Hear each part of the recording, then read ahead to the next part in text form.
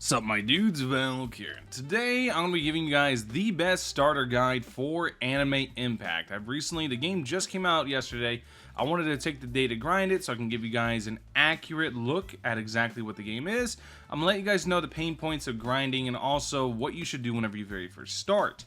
So, whenever you very first load into the game, you're going to want to put in the codes.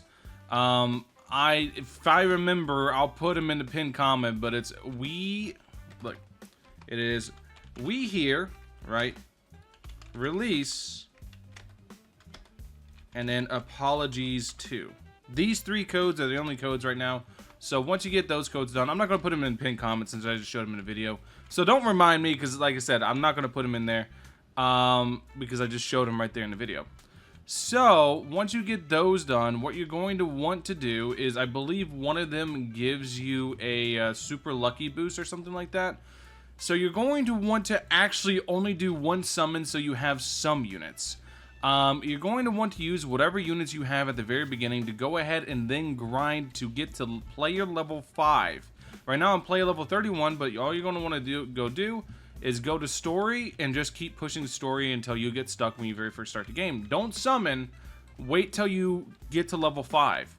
And then once you get to level 5, you're going to go ahead, you're going to go over here to this shop right here, to this hub, and then you're going to come in here, you're going to go here to the left, make sure you like the game, and then go ahead and get your like rewards. You can get this at player level 5. So whenever you get that, you should have a good number of gems, like 14k or so.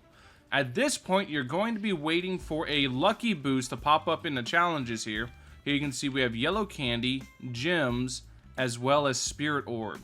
You're going to be looking for a lucky boost to go ahead and pop up, and then you're going to grab that. You're going to go ahead and do that challenge, get carried, whatever you need to do. Just look for a normal lucky boost, either that or look for it inside the limited shop as well. It can pop up here as well, very rarely, but it does pop up. Look for those. Look for either a normal lucky boost or anything, because you want to stack your luck boost, or if anything else, just spend some Robux and get these lucky potions to get all three stacked up. So once you get all three lucky potions stacked up, then go ahead.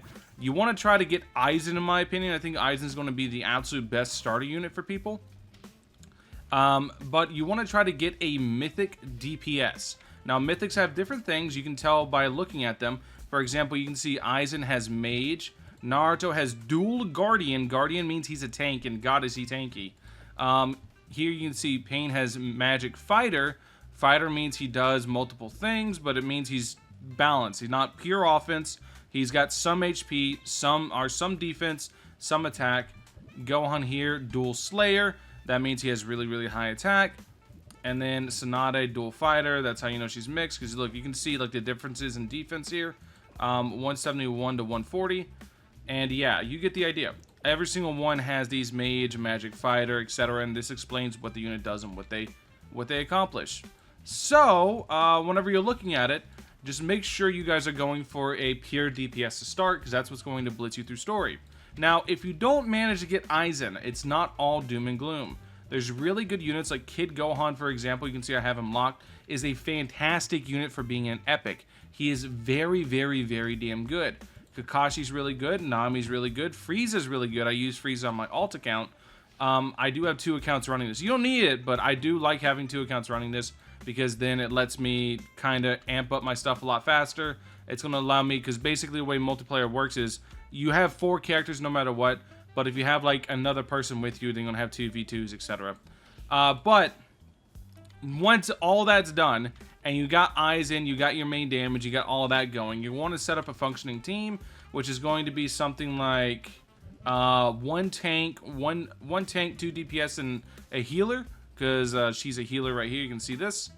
1 tank, 1 or 2 DPS, and a healer are like maybe a mage, maybe a glass cannon like Aizen, plus a slayer, plus another slayer, plus like a healer or something like that. Or maybe you don't want to heal at all. Maybe you want to tank. It all just depends on how you want to play the game.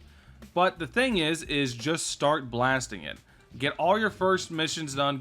Go here. Get all. I don't have any missions here because I already did them all. But get all your missions done and start working to getting your units level to 50.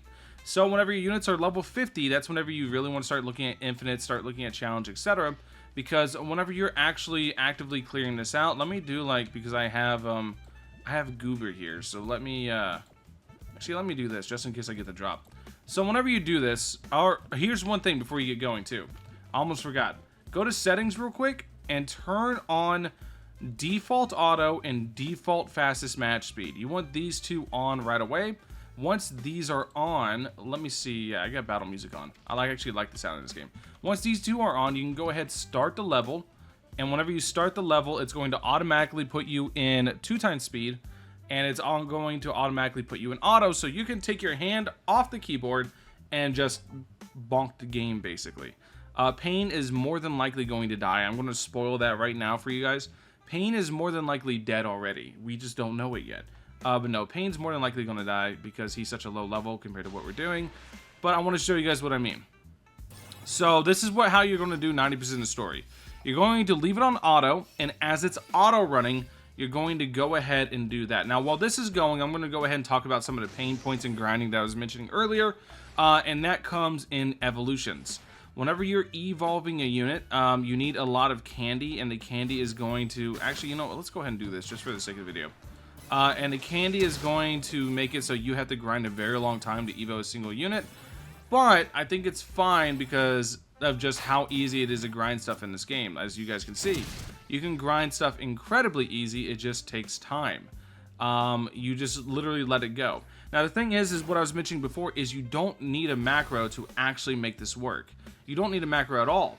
What's actually going to happen, or what can really happen with it, right, is if you just let it go, if you let it run through a stage basically, and you let it sit there, it's going to start auto replaying on its own. And because if you're doing story stages, you're reloading a stage every 5 minutes, you don't even need to actually be there. You just need to make sure whatever console, your phone, your PC doesn't go to sleep. The game will run itself. You don't need to macro this game because it's going to macro itself. If anything, use an auto clicker just to make sure your PC doesn't fall asleep. But yeah, this game is really, really, really good for all players, in my opinion. I think it's really going to be solid. But you guys can see exactly how fast the stage is. This is on 5x speed. So normally stages take like 3 minutes or so, but I don't want to do that for the video. I don't want you guys to have to sit here and watch me just auto. But yeah, dude, Naruto's so good because he's a debuff tank. And yeah, you can see what debuffs tank do. Did he just attack his own? He did attack his own unit. He did a basic attack to his own ally. That's really funny. But you guys can see exactly like how good this is, or how this game plays out. This is basically just like anime Star Rail. I like this game a lot. I really do. I think this game's super dope. You know, I said Pain was going to die, but he hasn't got hit yet. He's just dodged everything. Pain just might be him. He literally just might be. So here Naruto's just cooking. Yeah. Okay, he finally got hit. There we go. So, there we go. Good to go. So now whenever the stage is done, you can see I already got the first clear bonus, so I didn't really get a whole lot. So I just got the soul badge, and then I got some jimmies, and now I get to return to the lobby. And you can see plus 6,000 XP. This is how you're going to level your units up. You're not going to level your units up by feeding them other units. In fact, you mostly just want to sell anything you get. But you mostly are going to level your units up just through autoing stages and going through there. So, now that all that's done, we can go back and talk about other things that you guys are going to want to consider whenever you're actively working on stuff and things like that. So, whenever you go here, you're going to go to Stat Reroll, and as you grind these units, you're going to see you're going to get Worthiness level up. And whenever Worthiness levels up, you get these soul tickets either through drops from stages themselves or through challenge modes. By the way, anything you get in challenge modes except for the blessings, which are the traits, which I'll go over in a second, anything you get from the challenge modes, you can actually just get from a drop from a stage or an infinite. You just have to actually go grind it. Here's where you're going to craft your Evo materials. You need to actually evolve your units. You can see how I'm doing on that. I got 6 units to evolve. I'm going to evolve this Aizen first. Absolutely going to evolve this Aizen first because that shiny Aizen is so sick. But I'm going to evolve my shiny Aizen first, and it does suck because I got Ghost on this one, but I'll get something better eventually on that Aizen. So, once all that's done, let's go ahead and let's get into traits now. Blessing information. Here you can see trait system as usual. And whenever you first start, you're going to roll Prodigy a lot. It's actually a good thing. I'm going to be real. Prodigy, you might be like, I don't want Prodigy, but I'm going to be real. You'll be fine with it. Prodigy's going to be good. Emperor is the best one. It gives you just a ton of stats. Immortal, it gives you a bunch of stats as well. I think it does something with healing. I forget exactly what Immortal does. But I like Ghost the best because if you use Ghost, you can see speed plus 8's the big one. You basically guaranteed to go first with Ghost, which I don't know if you guys play a lot of turn-based games, but guaranteeing to go first with Ghost is massive. It's absolutely massive. It's really, really, really damn good, in my opinion. But yeah, guaranteeing to go first with Ghost is just insanely good. Anyways, that's basically it for the starter guide. I will be posting individual unit showcases soon. Thank you guys for watching as always. Hope you guys have a wonderful rest of your day. I'll catch you guys in the next one. Peace.